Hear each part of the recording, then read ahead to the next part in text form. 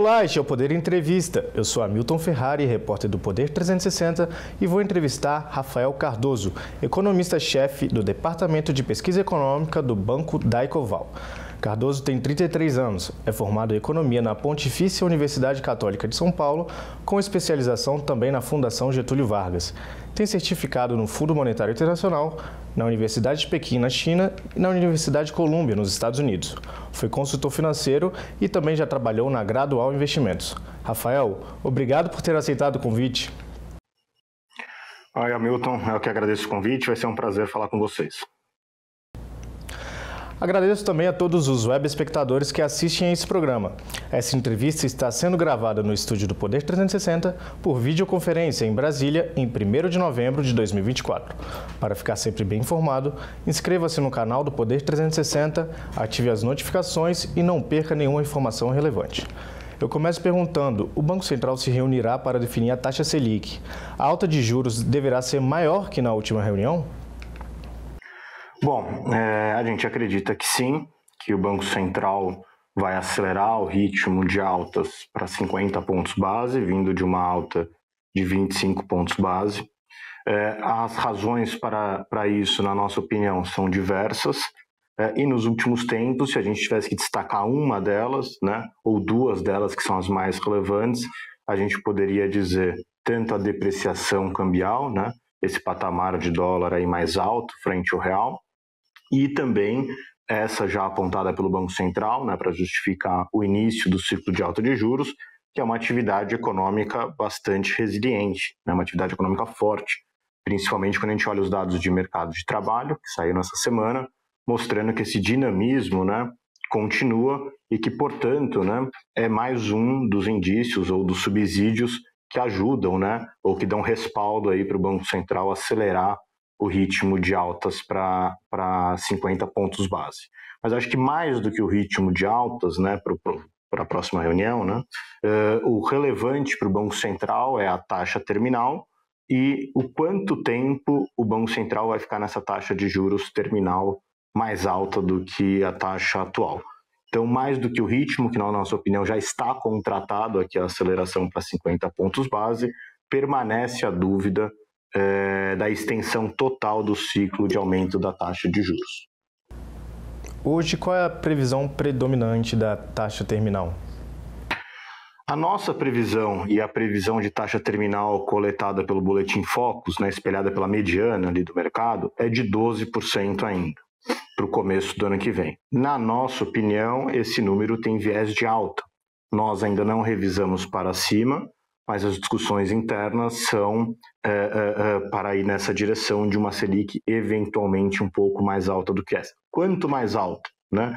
A gente acredita ainda que 13% de Selic não parece provável, então ficaria entre 12% e 13% de taxa terminal. Então, frente à expectativa mediana de mercado, que é 12%, que também é a nossa expectativa, a revisão poderia ser de até 1 ponto percentual para cima, alguma coisa em torno de 13%.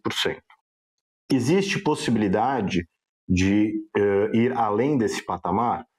Acredito que existe, a gente não pode negar as possibilidades, mas, como eu disse anteriormente, nos parece que é improvável, né, a Selic superar esse patamar de 13%. Nos parece que a preferência, caso seja necessário chegar nesse patamar, vai ser para convergir ou para manter a Selic, né, para convergir a inflação ao longo do tempo e, portanto, manter a Selic estacionada num alto patamar durante mais tempo.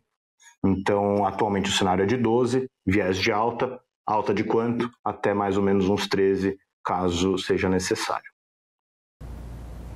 A inflação este ano pode ficar fora do intervalo permitido pela meta? Olha, para 2024, eu acho que é mais... Está no limite, acho que tem possibilidade, também está próximo, mas não diria que é uma probabilidade majoritária. Para além disso, acho que vale dizer também que com a revisão do arcabouço de regime de metas, ou seja, né, o Banco Central tendo aquele horizonte móvel de 18 meses, né, não tendo mais o ano calendário, me parece que a leitura de IPCA de dezembro, ou seja, se eventualmente a meta, se a inflação está na meta dentro do ano calendário, também já não tem tanto mais importância. E, portanto, mais do que o número do IPCA acumulado em dezembro desse ano, o relevante para a gente é ver se a inflação ao longo do tempo, né, acumulada em 12 meses, ao longo de todos os outros meses à frente, se ela vai estar dentro das bandas de tolerância, né? Então, mais do que dezembro, dada a alteração do regime de metas, o relevante é a gente olhar se a inflação converge ou se aproxima das metas. É claro que falar em meta de inflação, de atingimento de meta de inflação para 2025, não parece ser algo crível, mas o que a gente gostaria de ver é que uma inflação que não se descole do seu objetivo, né? Ela pode demorar por alguns fatores, como eu comentei, atividade econômica e câmbio, algum tempo para caminhar em direção à meta, mas o que nós gostaríamos de ver é que esse caminho seja traçado aí de forma gradual ao longo do ano que vem. Caso a direção seja contrária, né, ou seja, a gente comece a ver a inflação descolando da meta ou ficando acima das bandas de tolerância do regime, aí acho que é uma problemática para o Banco Central ao longo do ano que vem e, eventualmente, a gente pode ter que rediscutir esse cenário que eu comentei com vocês de entre 12% e 13% de taxa Selic. Hoje, quais são os principais fatores de preocupação para a inflação do Brasil? Bom, da nossa ótica, a gente tem 3 grandes preocupações, sendo que 2 delas são mais objetivas e uma terceira pouco mais subjetiva. As 2 primeiras mais objetivas dizem respeito, à variação do câmbio, com impacto nos bens importados. Primeiro, né, pega no produtor, depois vai se transmitindo até chegar ao consumidor. Então, quando a gente olha a inflação projetada para ano que vem, o nosso número atual, que é um número baixo e otimista, para 25, de 3,5%, poderia virar 4%, caso não haja a apreciação do real frente ao dólar, ou seja, considerando o patamar atual de câmbio, a nossa inflação para o ano que vem deveria ser 0,5 ponto percentual acima do que a gente tem hoje. Então, essa é uma razão de preocupação.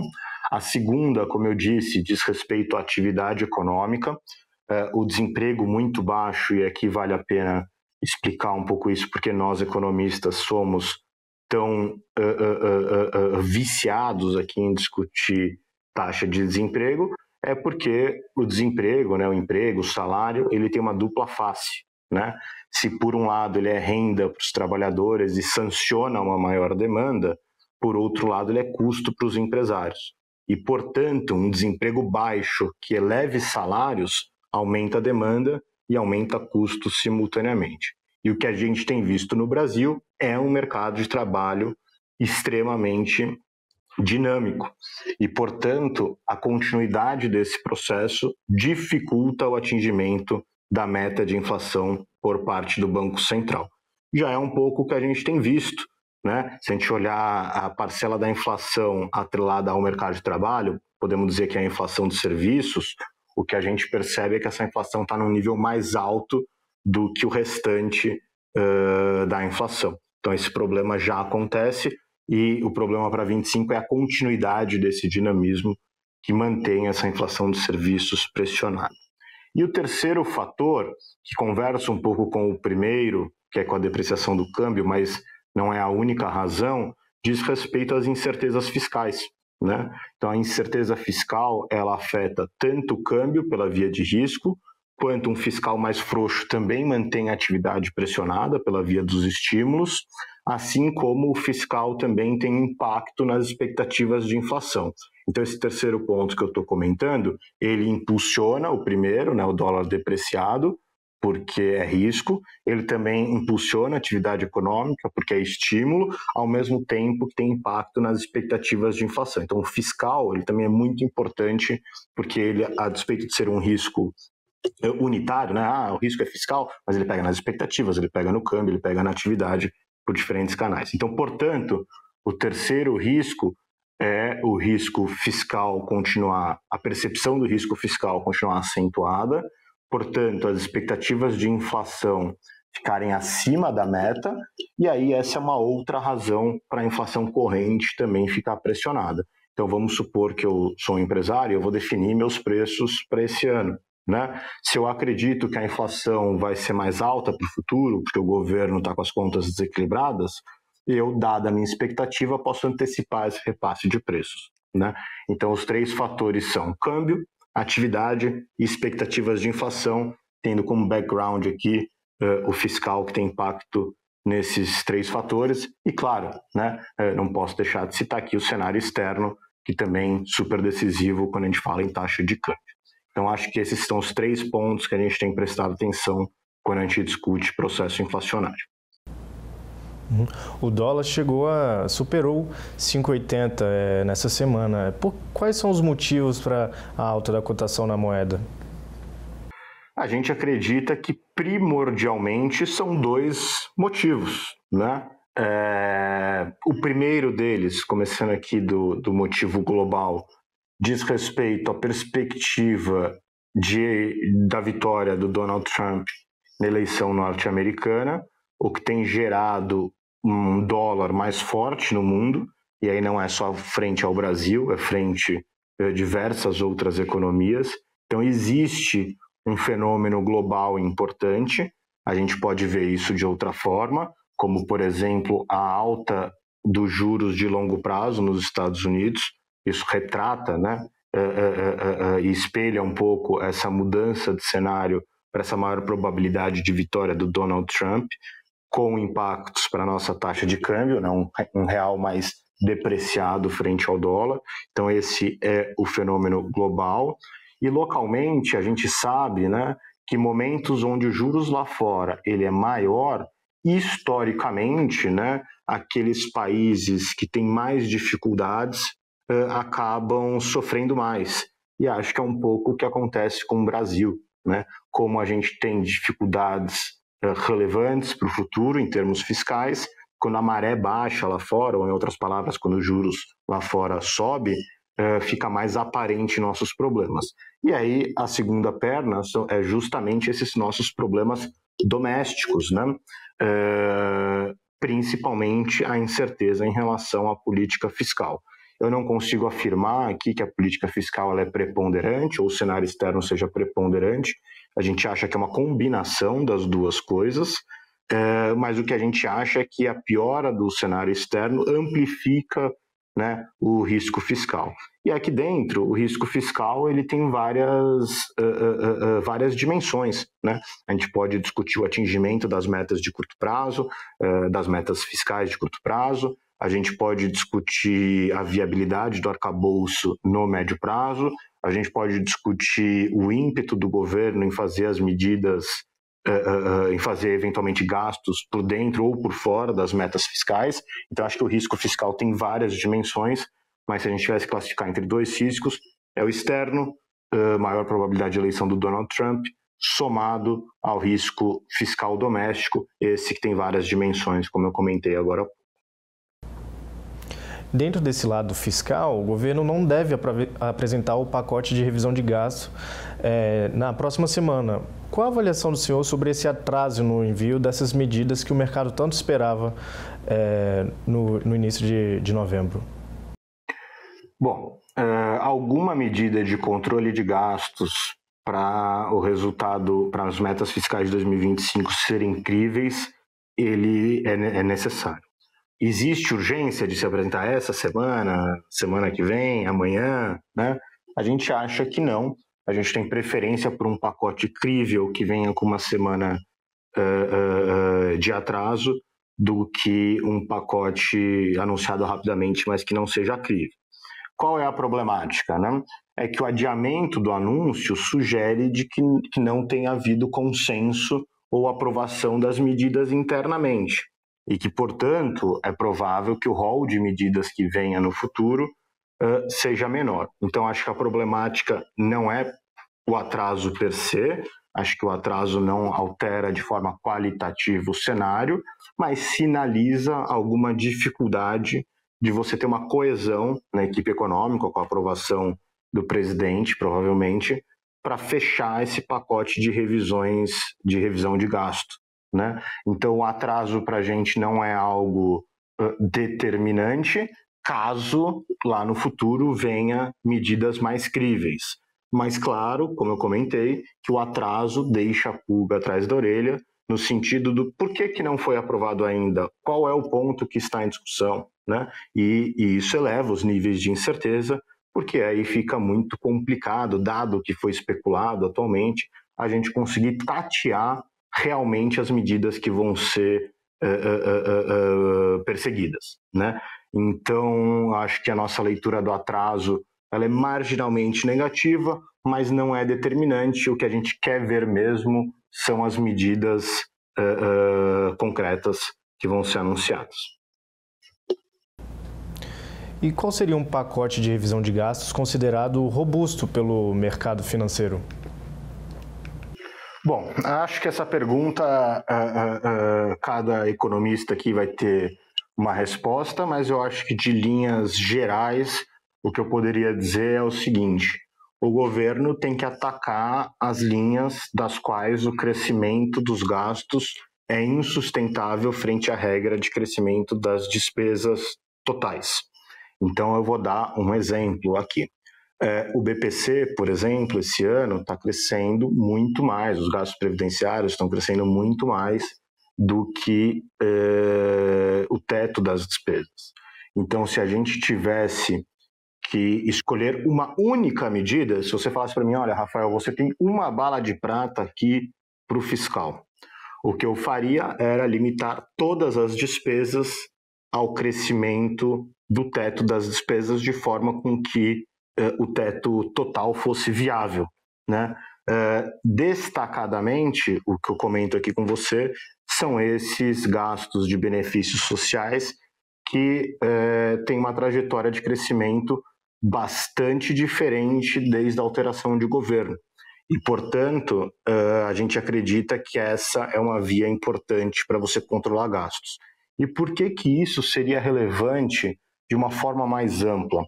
Porque, para além de você dar sustentabilidade fiscal, caso você consiga controlar essas linhas que crescem acima do ritmo das despesas totais, da regra de despesa total, e principalmente essas despesas de benefícios sociais, etc., o processo desinflacionário, ou seja, o impacto em atividade econômica, né, a retirada do impulso à atividade econômica é mais notória quando você controla essas linhas, tem mais impacto em PIB.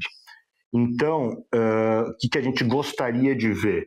Gostaria de ver essa bala de prata, que é o governo controlando essas despesas que crescem acima da regra total, principalmente os benefícios, algumas linhas de benefícios sociais que parecem ter alterado a trajetória desde a alteração de governo. Por quê? Porque isso reduz o impulso fiscal na atividade econômica e, portanto, para além de ajudar na percepção do risco fiscal, também vai ajudar no trabalho do Banco Central em colher uma inflação mais baixa. Então, se eu tivesse que escolher uma medida e uma área para focalizar, vendo nossos objetivos fiscais e monetários, né, de inflação, eu escolheria o controle dessas despesas de benefícios sociais que têm crescido muito acima do ritmo da regra de crescimento de despesas. Tá? Notadamente esses que eu citei aqui agora há pouco. O crescimento do Brasil tem surpreendido positivamente nos últimos anos. Quais são as projeções do Banco Daicoval para os próximos anos? Bom, fechamento desse ano a gente tem um crescimento próximo a 3%, sendo que grande parte do impacto é devido ao consumo, um consumo que cresce quase 4%, e quando a gente pensa em 2025, nosso crescimento esperado é de 2%. Mas como você bem colocou na pergunta, os últimos anos a gente vem, economistas, né, o grupo aqui dos economistas de mercado, a gente vem subestimando o crescimento da economia brasileira. Então, a gente olha nossos 2% com alguma desconfiança, no sentido de saber que os últimos anos nós erramos o número por ter um crescimento mais conservador do que aquele que se mostrou na realidade. Para 2025, por exemplo, a gente tem algumas dúvidas, né? Como o fato de que este ano o crédito cresceu mais do que o patamar de Selic sugeriria. Será que isso se repete ano que vem, mesmo com a alta taxa de juros? Se isso for verdade, eventualmente nosso PIB pode ser mais que 2%. A gente pode errar, portanto, essa parte do crescimento do PIB vindo do monetário. Outro ponto importante para 2025 diz respeito às perspectivas do agronegócio. Se a gente for voltar no tempo, 2023 foi um ano de um crescimento bastante significativo e, na nossa leitura, muito ajudado por rendas vindas do agronegócio. Então, em 23, quando a gente abria regionalmente o Brasil para olhar dados de mercado de trabalho, o que a gente encontrava é que o mercado de trabalho estava mais dinâmico, onde o agro vem forte. E quando a gente olha para 25, o que acontece com o agro? Diferente de 24, 23 foi muito forte, 24 foi muito fraco, uma queda de quase 8% da safra, se eu não me engano. E quando a gente olha para 25, o que a gente vai ter é expansão da safra novamente. Não é a mesma magnitude de 2023, mas é metade do impacto de 2023, que foi muito forte. Então, quando a gente olha para 2025, tem outro fator que pode ajudar o PIB, que diz respeito ao agronegócio. Então, respondendo a sua pergunta, nosso número é 2, mas a gente monitora diversos fatores que podem fazer com que a gente esteja subestimando o crescimento do PIB novamente. E para finalizar, o que o senhor espera da sucessão no Banco Central agora com Gabriel Galípolo como presidente? Bem, num primeiro momento, a gente não acredita que tenha alterações relevantes na condução da política monetária. Como eu bem comentei agora há pouco, na nossa expectativa base para o ciclo de Selic, ela segue sendo elevada no início do ano que vem para 12%, quiçá um pouco mais alto. Então, de curto prazo, a gente acredita que não tenha grandes alterações, até pelas sinalizações mais recentes do Gabriel Galípolo, se adequando, vamos dizer assim, ao manual, né, da política monetária mais padrão, né, e tendo um discurso mais conservador em relação à tocada da política monetária. Então, de curto prazo, a gente acredita que não tenha grandes alterações. Agora, a gente tem uma ressalva, né? É muito mais fácil para um presidente do Banco Central elevar taxa de juros com um desemprego muito baixo, com um PIB crescendo num ritmo de 3%. Mas vamos supor que no ano que vem, eventualmente, a gente se depare com um mercado de trabalho mais fraco, com um PIB que cresça menos, mas com uma inflação que ainda incomoda. A gente tem dúvida da capacidade do Banco Central de, nesse cenário, realizar um ciclo de ajuste monetário altista sem grandes ruídos. O que eu quero dizer com isso? Que, eventualmente, num cenário econômico pior, com uma atividade econômica que começa a dar sinais de fraqueza, com o mercado de trabalho que inflexiona, o Banco Central pode voltar a ser alvo de críticas do mundo político. E aí acho que o Galípolo, eventualmente, possa ser menos blindado do que foi o Roberto Campos ao longo dos últimos trimestres, né, se a gente pode dizer assim, com a alteração de governo.